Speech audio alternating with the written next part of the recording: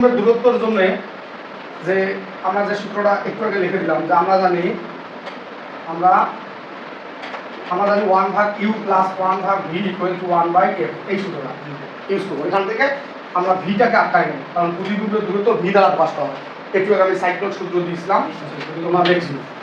তার মধ্যে এফ এর মানটা আমরা এভাবে লিখবো যে এখানে এফ হলো 6 সেন্টিমিটার না, আর ইউ এর মানটা আছে কত সেন্টিমিটার, লক্ষ্যবস্তুর দূরত্বটা কত সেন্টিমিটার, 4 সেন্টিমিটার। হ্যাঁ, তো আমাকে বলছে প্রতিবিম্বের দূরত্ব ভি সমান 1, প্রতিবিম্বের দূরত্বটা বের করতে বলছে। বুঝতে পারছো?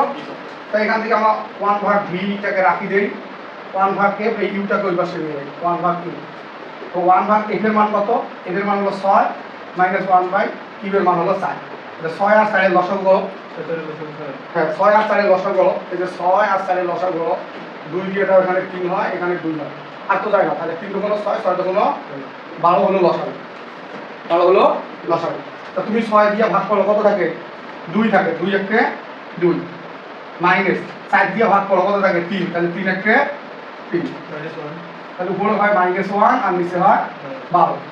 অতএব আমাদের দরকার কিন্তু ভির মানটা, তাহলে ভিটা উপরে নেব, 1টা নিচে, অনুরূপভাবে মাইনাস প্লাসে মাইনাসে মাইনাস 12টা উপরে নেব, নিচে 1 এর তো দাম নাই। তার মানে আমরা এই 12 সেন্টিমিটার লিখতে পারি। কি লিখতে পারি? 12 সেন্টিমিটার লিখতে পারি। তার -12 সেন্টিমিটার, তার মানে বোঝাচ্ছে এই প্রতিবিম্বটা দর্পণের পিছনে তৈরি হবে, পিছনে তৈরি হতে পারে। বুঝছো? তার জন্য এই দূরত্বটা মাইনাস চলে আসছে।